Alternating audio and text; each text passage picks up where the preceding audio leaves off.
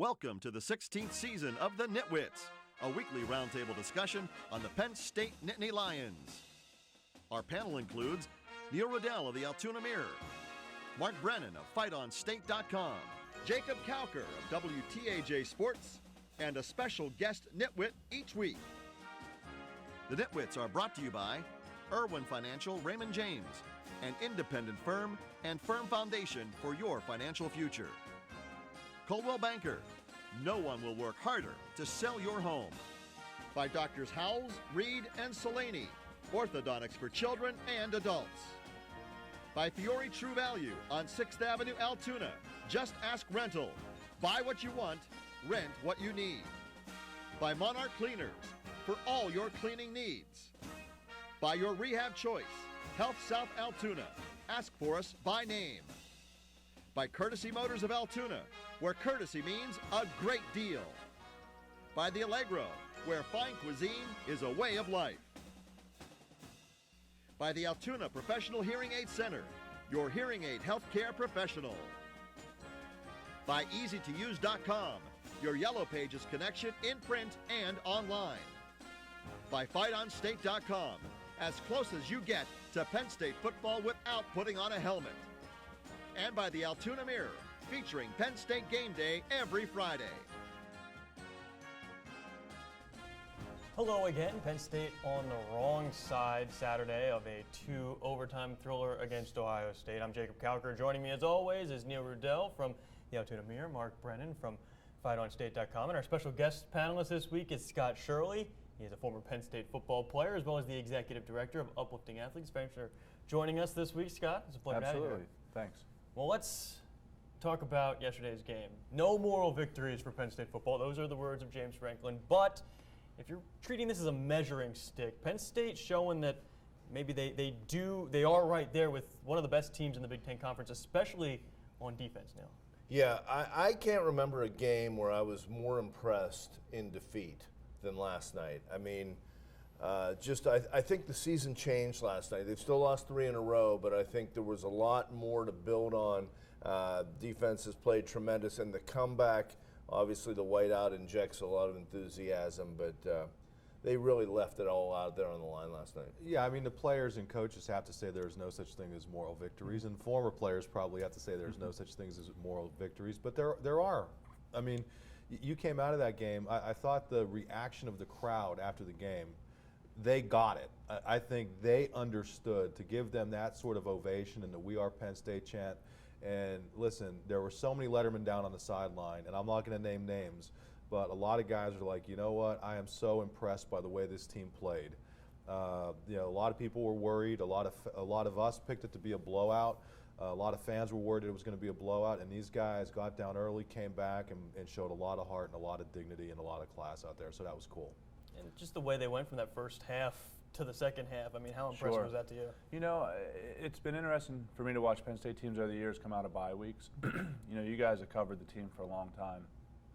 And I think coming out of a bye week, especially 2 bye weeks in three weeks essentially, I think it was really important to set the tone for the second half of the season. And you're right, there are no moral victories. But, I think last night was a recruiting victory. Yeah. Because Coach Franklin can look at all those kids that he brought, and he said, we're this close, and all we need is you. Yeah, and a good point there. You talk about being this close, and all we need is you.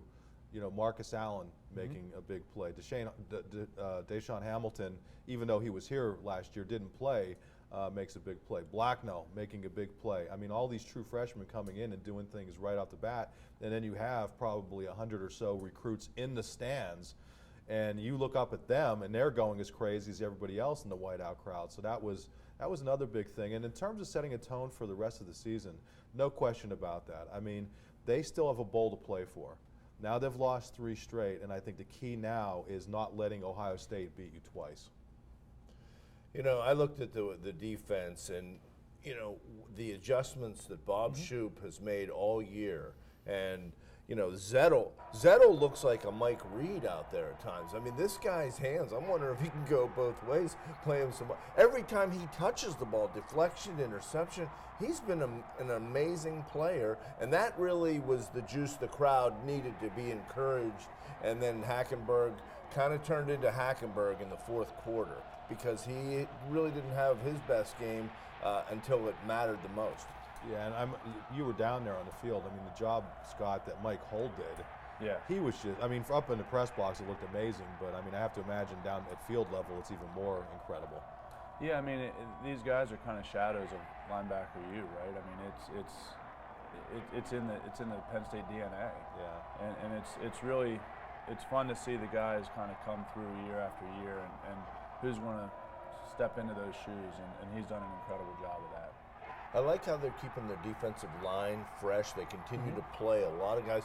Deion Barnes, after maybe not, he came on the scene as a freshman, and he's starting to play to a higher level now. Maybe he sees, the end of the tunnel and the future that he has, but I think he's been outstanding. Well, and they talk about Shoop being a mad genius or a mad scientist or whatever, and you kind of saw that there because early in the game when they started playing those backup D linemen, Ohio State was moving the ball pretty effectively, and a lot of people were grumbling, and I'm sitting there saying, wow, why does he have these guys in?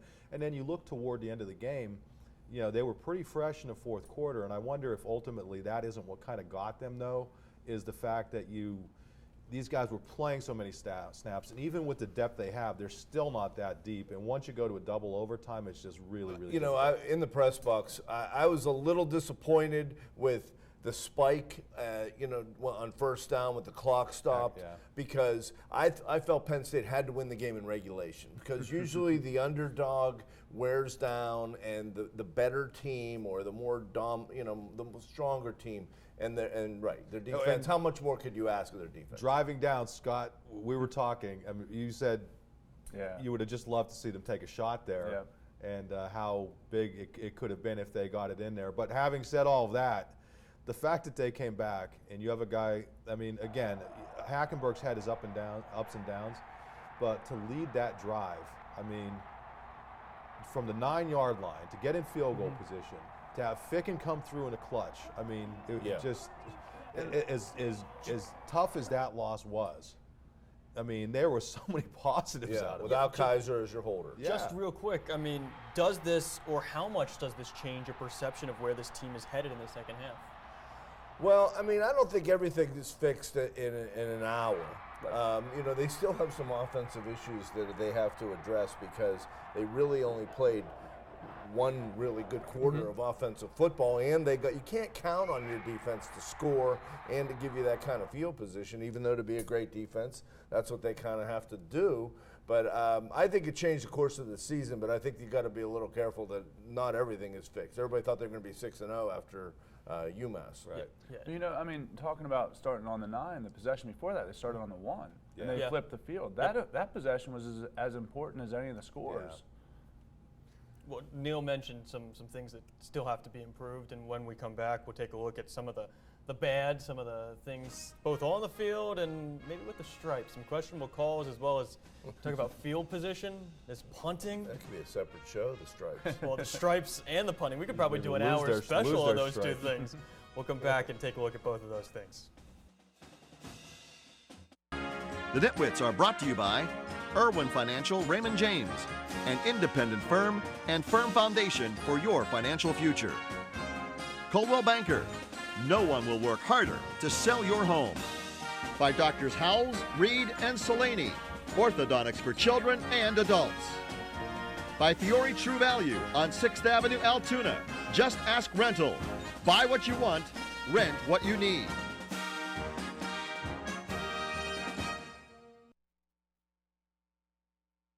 Now back to the Nitwits. A roundtable discussion of Penn State football. Let's hope our bite is as big as our bark here on the Nitwits. We were talking some good things in the first segment. The second segment, let's take a look at the bad. We'll start with officiating. 2 big calls in the first half. One on the interception that was apparently unable to fully be reviewed. The second one was the field goal where the play clock expired. What's your take on both of those calls? And obviously it affected the game with that. That's 10 points there. Yeah, it was. I just think we continue to see this with Big Ten officials.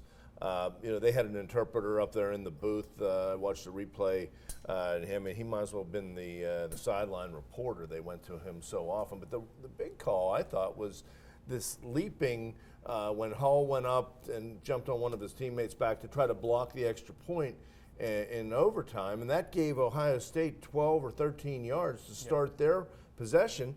I mean, you don't see that called in that situation ever, and it just kind of put a bow on the officials, I thought, for this game. Yeah, the replay call early, to me, was just absolutely killer. It set a tone for the game, and whatever the ridiculous excuses are, if there are over 107,000 people in a stadium and millions or whatever watching on TV, and only one of them does not see it, and that one person is the replay official, there's something wrong. I mean, this has to be addressed. How many black eyes can the Big Ten take over replay before they get it right? It's ridiculous. There needs to be a back. It sounded like that there was no protocol in place for a backup, and I don't want to put that on the guy in the stadium. That's a bigger issue when you're talking about the fact that there wasn't a plan ahead of time that says, okay, if we can't see the ABC replay, well, let's get the in-house replay or whatever. Let's get a flip book, whatever you want to find, to take another look. I mean, how big, when you're talking about the momentum early on, what was that? Well, yeah, I mean, I think even the opening kickoff with Zwinak getting injured, you had a primetime audience that was really amped up, and then we stumbled out of the gate, and it was really no fault of our own, but from that long time out to address Zwinak, which that's so unfortunate. Mark and I were talking earlier about how important he was 2 years ago, and even making a night like last night possible. You take him out of the equation in O'Brien's first season, and we might be having a different conversation today. But that really kind of cooled everybody off, and then that's the big thing. Not only did that interception call lead to points, but it really prevented us from ever really getting started. Franklin, I give him credit for the restraint that he showed in the press.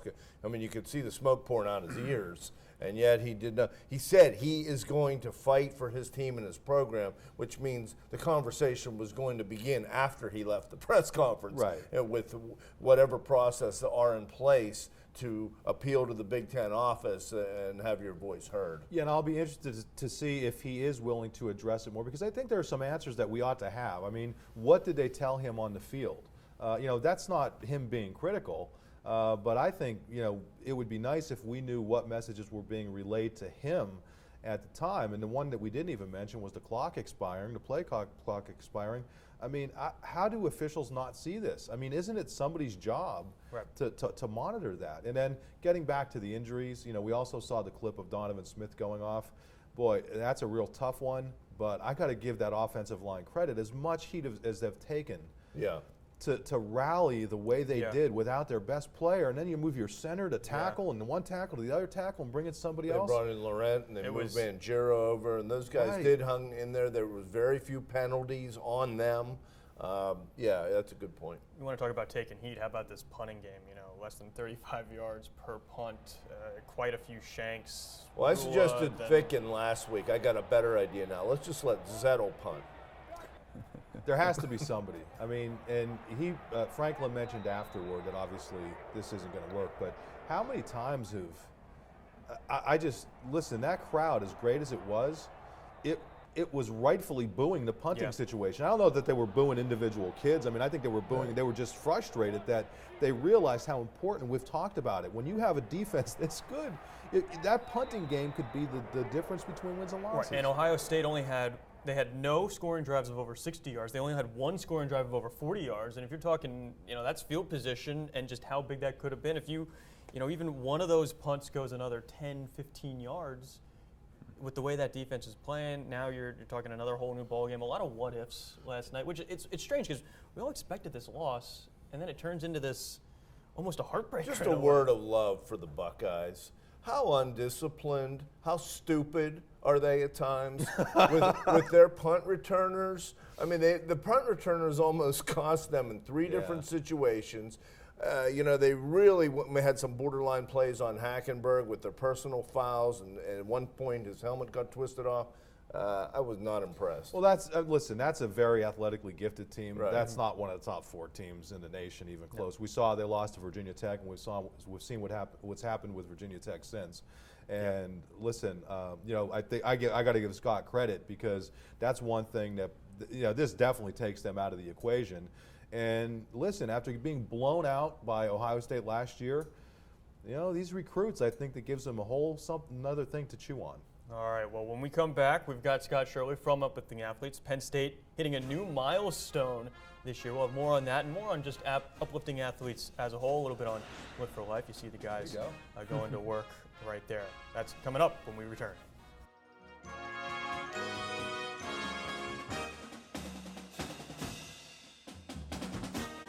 The Nitwits are brought to you by Monarch Cleaners for all your cleaning needs. By your rehab choice, Health South Altoona. Ask for us by name. By Courtesy Motors of Altoona, where courtesy means a great deal. By the Allegro, where fine cuisine is a way of life.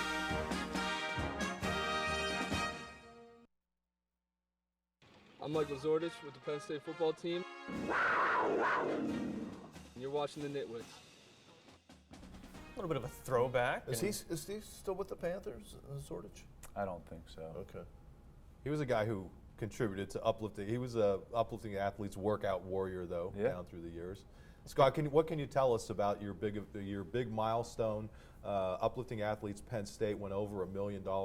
They celebrated you guys. How cool was that for you to see after starting this thing in 2003? 2003. Yeah, 2003 was the first Live for Life, and last night was really memorable. I mean, obviously the whiteout games, most people could list them, dates and scores in their head over the years. Specifically, I remember the first 2002 whiteout against Nebraska. But I was on the sidelines last night talking with Tim Shaw, and it really kind of hit home for me that this journey started because of what we learned from my father's experience with kidney cancer, which we learned was a rare disease. And there's Tim fighting ALS, which is another rare disease. And Tim was a workout warrior. Yep. Mark has been with us for literally every event. Mark's actually the reason that we started.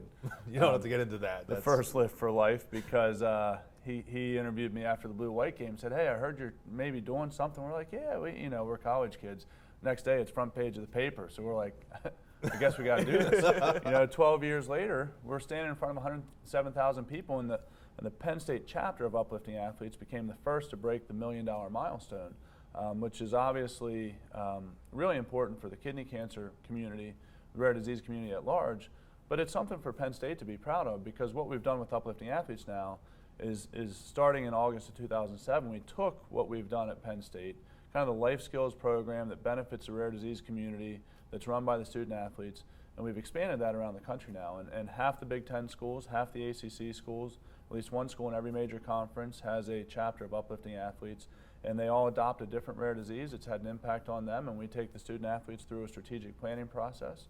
And it's a lot of fun to see what they're able to take with our vision and how they're able to apply it to their community. On break we were talking about Team Jack. And there's a whole story. It goes from Penn State to Boston College, and Mark Herzlich was diagnosed with Ewing sarcoma. We end up creating a trophy in Mark's likeness called the Rare Disease Champion Trophy, give it to running back Rex Burkhead at Nebraska because of the friendship he developed with a little boy named Jack. Nebraska starts a chapter. They want to promote a 5K, so they put Jack in the game to score a touchdown, gets 8 million YouTube hits, ends up having a $400 million impact on pediatric cancer. Right up to Florida State in the national championship last year. Kevin Hapley starts a chapter because Jimbo Fisher's son has Fanconi anemia. They want to do a touchdown pledge drive in the national championship, so we set them up with that. And then, Devin Still's daughter this summer gets diagnosed with neuroblastoma. Well, he reaches out to Brett and he says, they're telling me I have to play to keep my insurance. So if I have to play, how can I do what you do with Uplifting Athletes and leverage my position to help other families based on our experience. And we've seen what Lift for Life has become with Penn State, and of course, how much money they've raised. And if people want to get involved, I mean, outside of that one day, it's a year-round thing, right? Well, it is, and that's where it really kind of, this story comes full circle, because with what we did at Florida State, we created something similar for Devin Still. So he's able to sack cancer, where fans can pledge money per sack this season, per Bengal sack. The money goes to Children's Hospital of Cincinnati and Children's Hospital of Philadelphia to both support families and to fund research.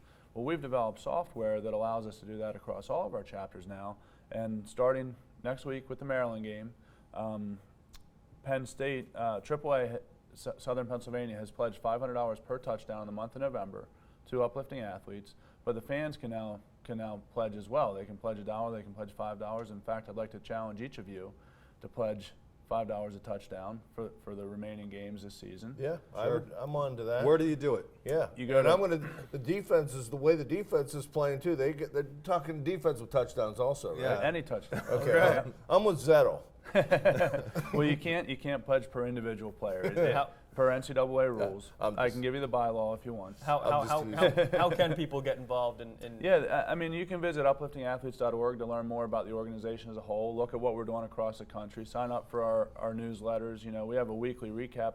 We have more teams than any major conference. Mm-hmm. We have more players drafted every year than the SEC. 42% of NFL players have come through our program now. So it's a really cool story that has deep Penn State roots, and it's something that we as Penn Staters, I think, should take a lot of pride in. Scott, real quick, let me just ask, obviously began under Joe. Yep. You've now been into transition to Bill O'Brien, yep. James Franklin. How have the head coaches helped buy into the program and your relationship with them? Well, they've been great. So Maryland's one of our other chapters, so I knew Coach Franklin at Maryland. Okay. I worked with him when he was at Vanderbilt. But because we work with all these other schools and they change coaches every couple of years, we've dealt with that on many occasions. All right. Well, thanks so much for joining us this week. A great cause as always, and we'll get back with our predictions and a newcomer to the Nitwit of the Week standings. The Nitwits are brought to you by the Altoona Professional Hearing Aid Center, your hearing aid healthcare professional. By EasyToUse.com, your Yellow Pages connection in print and online. By FightOnState.com, as close as you get to Penn State football without putting on a helmet. And by the Altoona Mirror, featuring Penn State game day every Friday.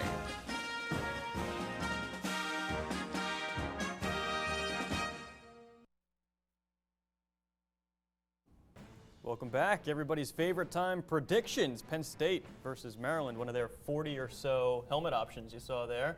We'll start with our Nitwit of the Week, Mr. Neil Rudell. Thank you. Be careful of a letdown. I'm going to stick with the score that was good to me last week. Penn State 24, Maryland 13.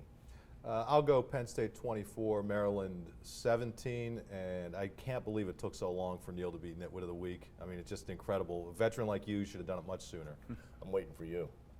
Scott? I'm going high on the touchdowns. I'm going 35-24 Penn State. Nice. All right, and I will take 20-7 Penn State with the win. And with Neil getting into the win column there you saw in the standings, he now has 1. Mark still sitting at 0, or as we call it, the KC Cants. All right, we'll see you next time.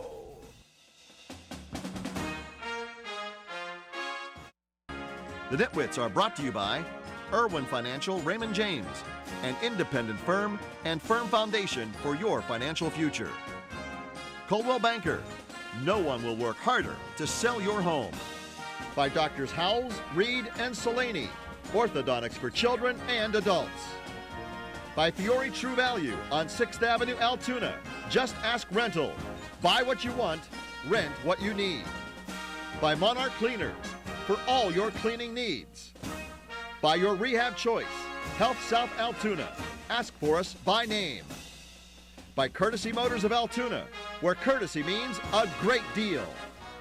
By the Allegro, where fine cuisine is a way of life. By the Altoona Professional Hearing Aid Center, your hearing aid healthcare professional. By EasyToUse.com, your Yellow Pages connection in print and online. By FightOnState.com, as close as you get to Penn State football without putting on a helmet. And by the Altoona Mirror, featuring Penn State game day every Friday. You can also see the Nitwits on AltoonaMirror.com. Thank you for watching, and we'll see you next week.